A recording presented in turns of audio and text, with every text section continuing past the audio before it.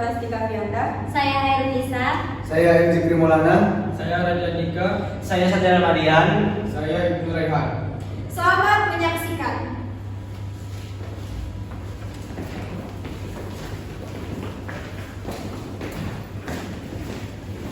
Baik, apa sih peramalan permintaan itu? Peramalan permintaan yaitu menyeimbangkan pasok atau supply dan permintaan yaitu demand, diawali dengan membuat peramalan dengan tepat, kemudian menjalankannya pada rantai pasok atau supply chain. Adapun peramalan atau forecast yaitu prediksi akan kejadian di masa depan yang bertujuan untuk keperluan perencanaan. Baiklah, materi selanjutnya akan dibahas oleh Gustia Raja. Kemudian ada teknik-teknik dalam peramalan. Yang pertama ada metode judgment, menggunakan data historis untuk variabel bebas seperti promosi, kondisi ekonomi, dan tindakan pesaing. Yang kedua ada metode kuantitatif. Terdapat 3 metode, yaitu ada causal method, menggunakan data historis untuk variabel bebas seperti promosi, kondisi ekonomi, dan tindakan pesaing. Yang kedua ada tim series analisis, pendekatan statistik untuk mengubah pakar survei pelanggan seperti kuantitatif dan metode judgment. Yang ketiga ada trend analysis, judgment regression adalah gabungan antara tim causal method dan tim analisis. Selanjutnya materi akan dibahas oleh Zikri, yaitu regresi.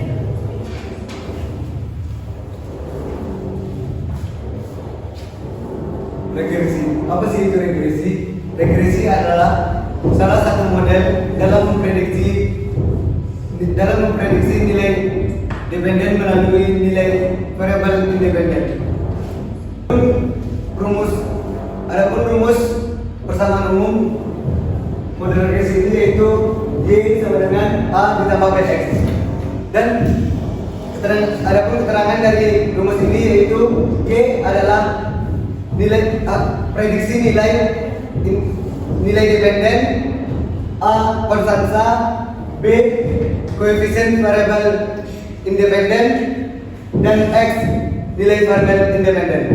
Baiklah, kita masuki ke contoh soal dari model regresi. Untuk menyelesaikan contoh soal regresi ini, kita menggunakan beberapa langkah, yaitu langkah pertama membuat tabel bantuan, yang kedua rangkuman tabel bantuan, yang ketiga mencari nilai A dan nilai B, dan yang keempat yaitu memasukkan ke dalam rumus persamaan umum regresi.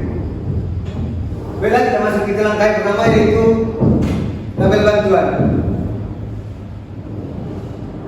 Setelah kita membuat tabel bantuan, kita memasuki ke langkah selanjutnya, yaitu merangkum tabel bantuan. Dari tabel bantuan di depan kita mendapatkan nilai N,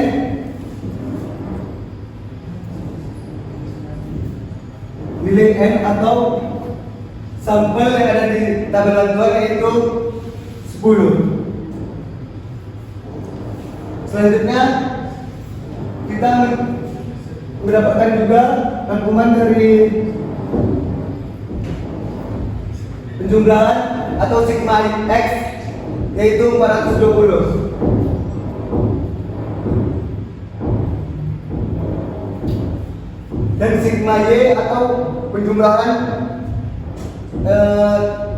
variabel Y yaitu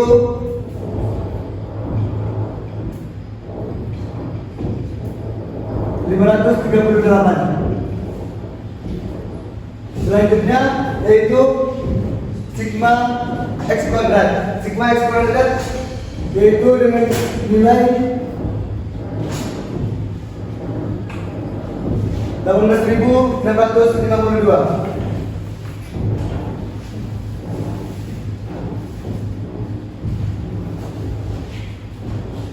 Dan sigma XY yaitu 23.529.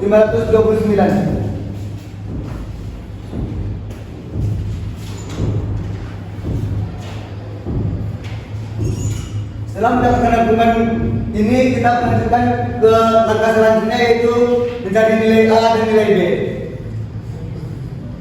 Untuk mencari nilai A, kita menggunakan rumus yang telah ditampilkan di depan.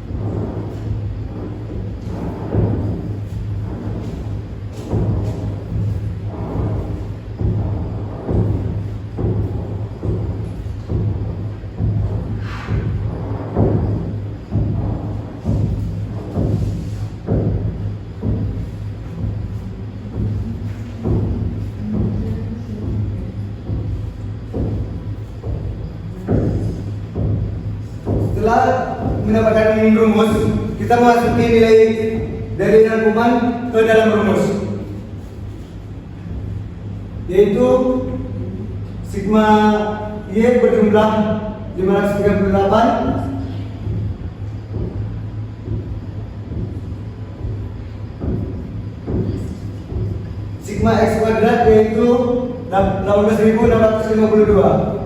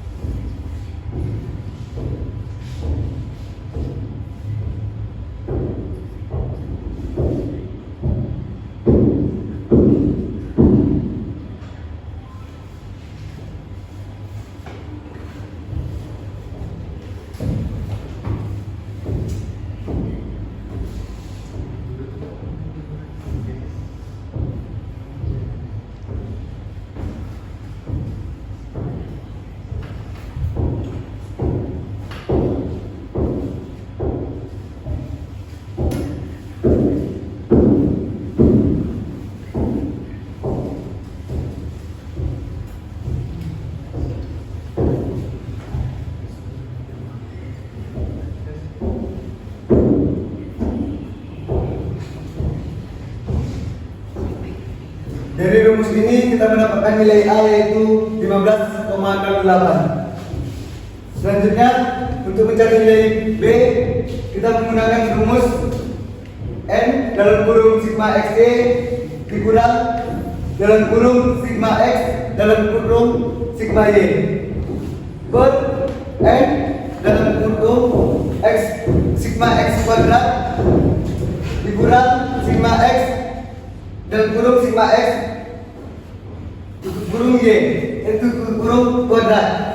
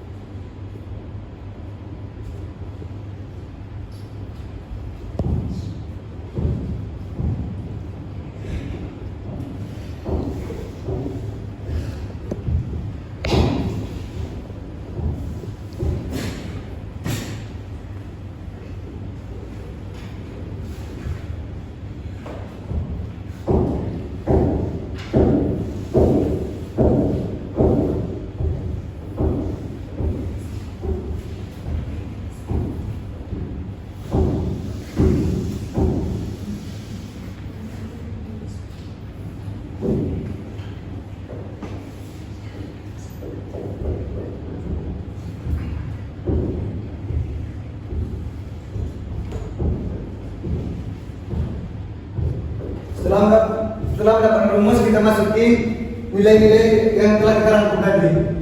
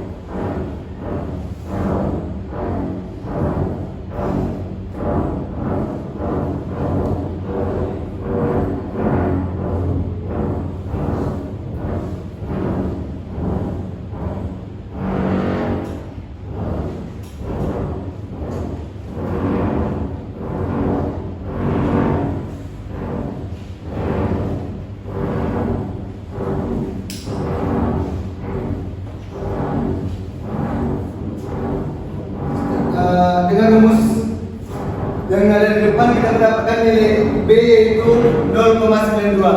Setelah mendapatkan nilai A dan nilai B, kita melanjutkan ke langkah selanjutnya, yaitu memasukkan ke dalam rumus persamaan umum regresi.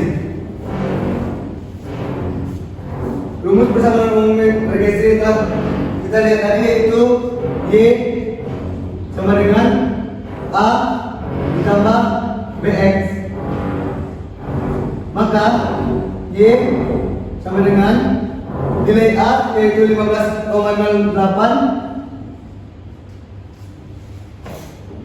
ditambah nilai B yaitu 0,92 X. Maka hasil dari contoh soal tadi yaitu Y sama dengan 15,68 ditambah 0,92 X.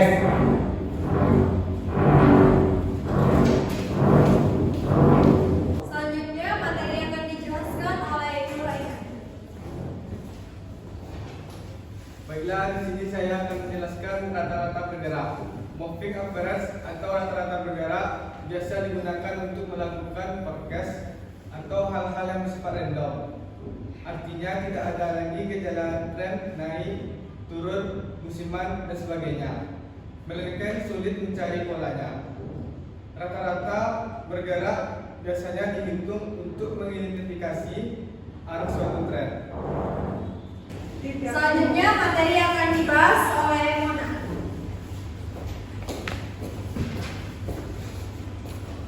Terdapat dua pendekatan moving average. Yang pertama simple moving average, yaitu menghitung rata-rata permintaan untuk N periode paling terkini dan menggunakannya untuk peramalan periode pada masa mendatang. Yang kedua weight moving average, yaitu metode rata-rata tertimbang yang memprediksi dengan memberikan bobot pada periode sebelumnya dan membaginya dengan jumlah bobot. Selanjutnya saya akan menjelaskan tentang contoh soal simple moving average, yaitu terdapat sebuah tabel data sebuah klinik pada minggu pertama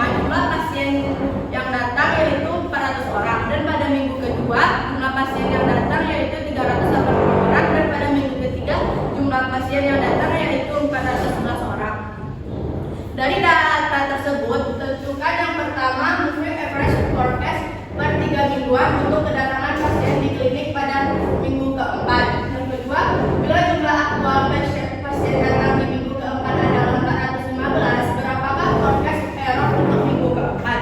Dan yang ketiga, hitunglah forecast untuk minggu kelima. Baiklah, cara penyelesaiannya sebagai berikut.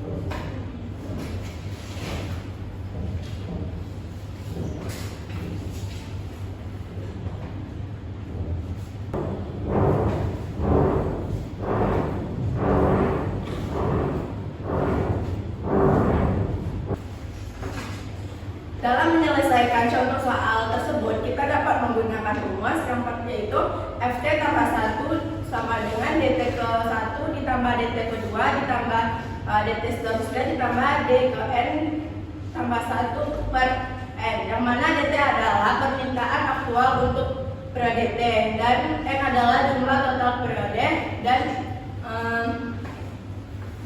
FT tambah 1 adalah peramalan untuk periode T tambah 1. Selanjutnya kita akan masuk ke penyelesaian yang pertama. FT tambah 1 sama dengan DT ke 1 ditambah DT ke 2 ditambah DT ke 3 dibagi N, yang mana nilai T adalah 3. Kenapa 3? Karena pada data tersebut jumlahnya terdapat 3 dan DT ke 1 nya bernilai 400. DT kedua bernilai 380 dan DT ketiga bernilai 411 dibagi 3, total dari jumlah data.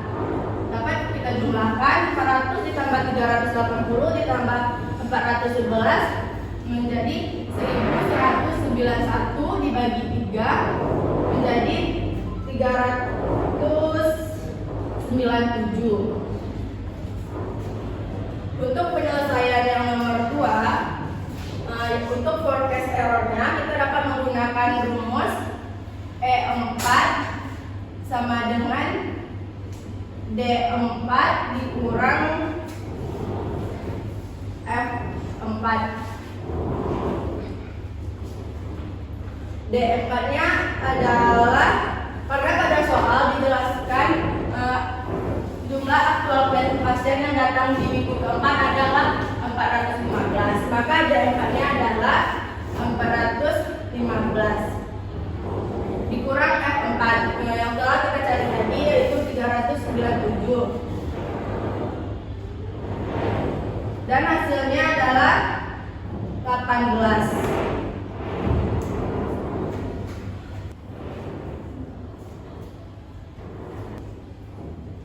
Selanjutnya untuk penyelesaian yang ketiga, yaitu untuk menentukan forecast yang kelima. Dapat kita masukkan rumusnya D kedua ditambah D ketiga ditambah D keempat dibagi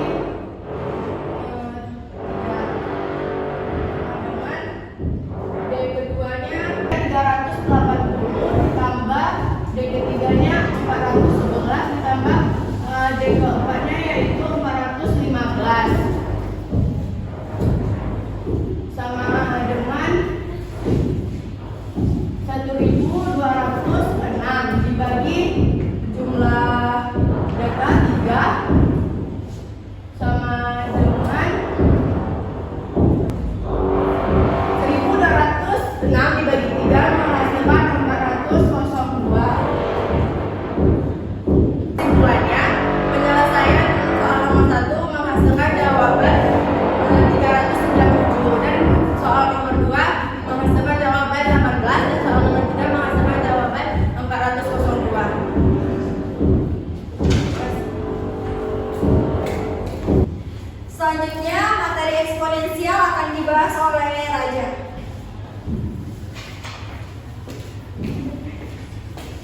Selanjutnya yaitu exponential smoothing.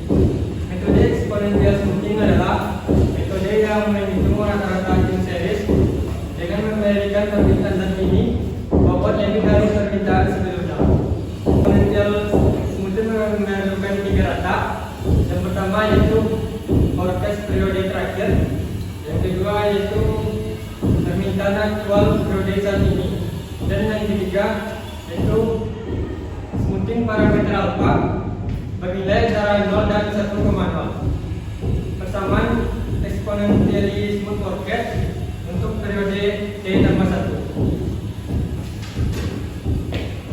Selanjutnya akan dibahas oleh Satria.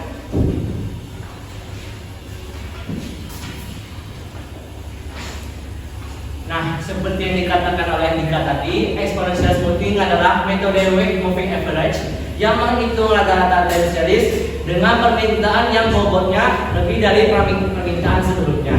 Baiklah, kita akan masuk ke rumusnya, yaitu ada FT sama dengan FT kurang 1 ditambah alpha dalam kurung DT kurang 1 dikurang FT kurang 1. Untuk penjelasannya,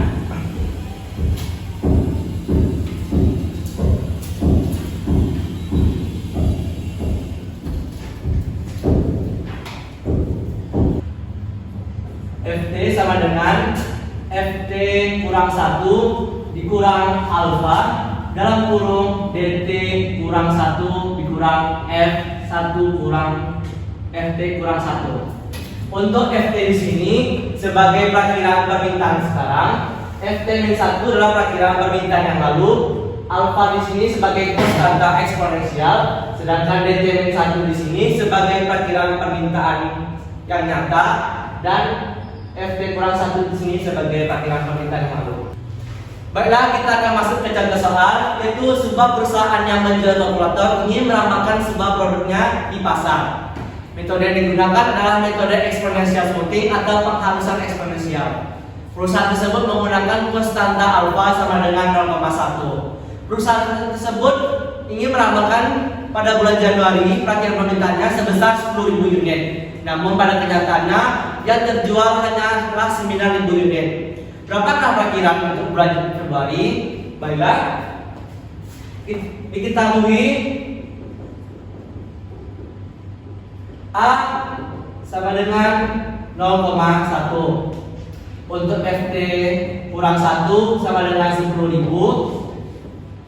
Untuk DT kurang 1 sama dengan 9.000. Baiklah, kita akan masukkan ke rumusnya. FT sama dengan FT kurang 1 dikurang A dalam kurung DT kurang 1 dikurang FT kurang 1. Baiklah, kita akan masuk. FT kurang 1 sama dengan 10.000 dikurang A nya 0,1 dalam kurung DT 9.000 dikurang 10.000 sama dengan, kita jumlahkan dulu yang dalam kurung.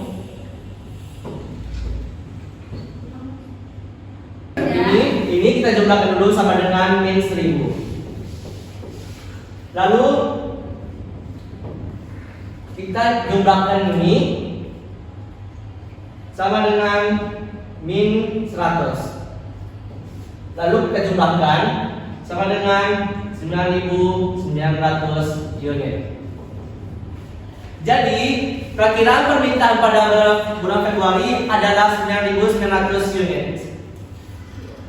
Oke, baik. Selanjutnya materi akan dijelaskan oleh Wan Anida. Baiklah, selanjutnya yaitu saya akan menjelaskan mengenai penerapan pemrograman dinamis dalam ramalan permintaan. Adapun langkah-langkahnya yang pertama yaitu identifikasi pola permintaan, yaitu analisis data historis untuk mengidentifikasi pola permintaan yang mungkin terjadi, seperti tren, musiman, atau fluktuasi acak. Yang kedua yaitu pemilihan model peramalan, yaitu pilih model peramalan yang sesuai dengan pola yang telah diidentifikasi. Misalnya model A5 untuk data stasioner dan model Hall Printers untuk data musiman. Yang ketiga yaitu ada penyesuaian model, yaitu sesuaikan parameter model yang telah diidentifikasi untuk meningkatkan akurasi peramalan. Yang keempat yaitu ada implementasi algoritma pemrograman dinamis, yaitu gunakan algoritma pemrograman dinamis untuk mengoptimalkan peramalan dengan membandingkan hasil peramalan selanjutnya. Yang kelima yaitu evaluasi dan penyesuaian, yaitu evaluasi kinerja peramalan dengan membandingkan hasil peramalan dengan data aktual. Lakukanlah penyesuaian model jika diperlukan untuk meningkatkan akurasi peramalan di masa depan. Oke baik, selanjutnya materi akan dibahas oleh Khairunisa. Baik, selanjutnya ada studi kasus peramalan dalam manajemen persediaan dan produksi. Studi kasus dalam manajemen persediaan dan produksi terlibat dengan industri makanan, seperti perusahaan tertantang dengan memproduksi peramalkan produksi makanan mereka. Mereka harus memperhatikan faktor-faktor seperti musim, terpasar, dan promosi penjualan agar peramalan mereka lebih akurat. Dengan menggunakan metode peramalan seperti deret waktu dan regresi, perusahaan dapat mengidentifikasi pola data historis mereka dan menggunakan informasi ini untuk membuat perkiraan yang lebih baik. Dengan perkiraan yang lebih baik, perusahaan dapat mengelola makanan mereka dan membuang biaya-biaya yang tidak diperlukan serta memastikan produksi mereka tepat dan demi meningkatkan kepuasan pelanggan. Dalam kasus ini, perusahaan dapat menggunakan faktor-faktor eksternal seperti cuaca, musim, terpasar, dan promosi penjualan untuk membuat peramalan yang lebih baik. Dengan demikian, perusahaan dapat meningkatkan efisien dan manajemen persediaan mereka, serta meningkatkan kepuasan pelanggan dengan memastikan produk dan barang mereka tepat pada waktu yang tepat. Oke baik, kesimpulan dari materi hari ini yaitu peramalan ataupun forecast merupakan bagian terpenting dari suatu perusahaan ataupun organisasi bisnis dalam setiap pengambilan keputusan manajemen. Adapun peramalan ataupun forecast yaitu suatu analisis teknik perhitungan yang memperkirakan kejadian di masa lalu dengan referensi data yang ada di masa lalu, yang bertujuan yang pertama memperkirakan prospek kegiatan ekonomi, yang kedua kegiatan usaha serta pengaruh lingkungan terhadap prospek tersebut. Baiklah, itu tadi yang bisa kami sampaikan. Apabila ada kesalahan kata, kami mohon maaf. Wabillahi taufiq wal hidayah. Assalamualaikum warahmatullahi wabarakatuh.